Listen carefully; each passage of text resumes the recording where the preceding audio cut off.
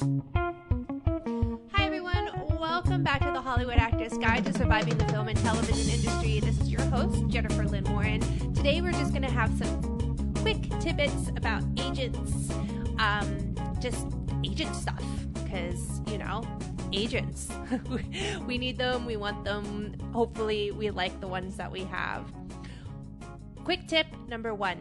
When you are meeting with an agent, or if you already have an agent and you haven't asked this question, ask it. How do you see me? What is your game plan? Those are two very specific questions. The first one, the how do you see me, you want to make sure that A, they see you the way you want them to see you, and B, you're coming off the way you want to be seen. Sometimes we're going out there in the world and we think we're the quirky, comedic sidekick, but we're like coming off as the emo goth lady behind a coffee counter. I know those are two crazy opposite examples. It's probably not a real life example, but it's really good to get clear on how they see you and how they're going to pitch you. 2 is like, what is your game plan? Find out what your agent does. Are they the type that's just going to click through? Do they network? Do they try to get you into certain offices first that they're very warm with? And something to note, a little tip number 2 or 3, why number these, right? If you are a SAG-AFTRA agent, the contract that you sign with your agents usually have a 90-day exit clause. If you haven't found work or they haven't found you work, however you want to look at it. So it's cool to test drive an agent. Don't feel like even if you sign one of those really scary looking contracts, as long as they are a SAG-AFTRA franchise agent, and you can find that list on the SAG-AFTRA website, as long as they are, you can get out of that contract within 90 days if you guys are both unhappy or you are unhappy.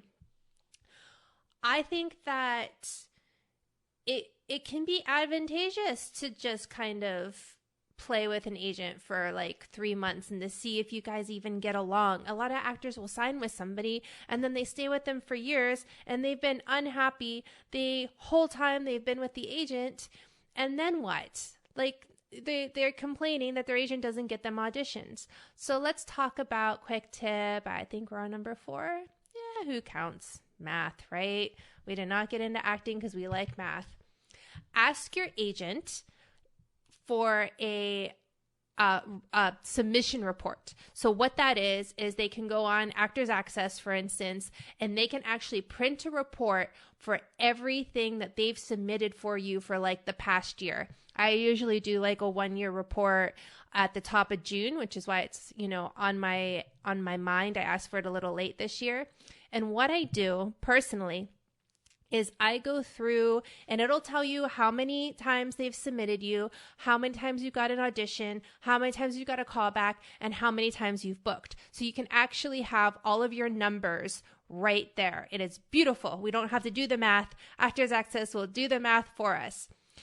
And what you can do, what I like to do, is I like to go through all of the offices that, casting directors in which, my agent has submitted me for, how many times he's submitted me, how many times they've called me in, et cetera, which casting directors have not called me in at all to see maybe what the issue might be there. And then which ones are calling me in all the time. So those are, fans of mine. I want to cultivate those relationships, right? I really want to keep that relationship going with that office if they keep calling me in. And also, and something, this is why I'm bringing it up and why I thought about doing a little agent tidbit here. Also, I noticed that there were a few casting directors missing on my submission sheet, and I've been with this agent for about 1.5 years now, that I used to get into these offices all the time with my old agent, and this agent isn't even submitting me for a couple of these casting directors. What does that mean? What that means is I, because this is my fault, I never made clear with my new agent which casting directors were fans of mine. And so he's not looking out for those breakdowns maybe. And so I made sure to make him a list and say, hey, listen, these are the casting directors that used to call me in all the time. Why don't we focus on these offices and see if we can start getting rolling again with these casting directors? Am I mad at my agent? Absolutely not. He did almost 600 submissions for me last year. He's working. He's submitting me. He's working his booty off. And I know he made some phone calls to get me into some places. So don't get angry, whatever you do, dude. Unless he sends you or she sends you a submission report and the submission report's like 10 submissions for the past year, you cannot get angry. But what you can do is collect the data and use it to your power.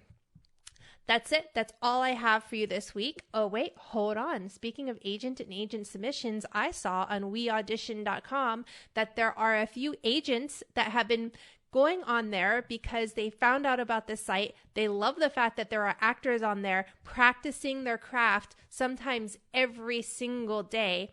And they are either going to the actors that are reading all the time and they're reaching out to see if they have agents because they like the fact that the actors are on there all the time, or they're going on there and holding open calls. And the open calls are completely free as long as you are a member.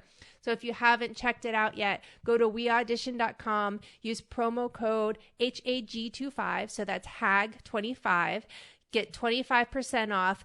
That it'll cost you like $7.25. Try it for a month. Get some readers on there for your auditions. Be a reader. It can be really great, especially when it comes to trying to get an agent and working on material with other actors for, an agent showcase. So I highly recommend this site. That's it. That's finally all I have for you this week. Break a leg out there and remember, you are not alone.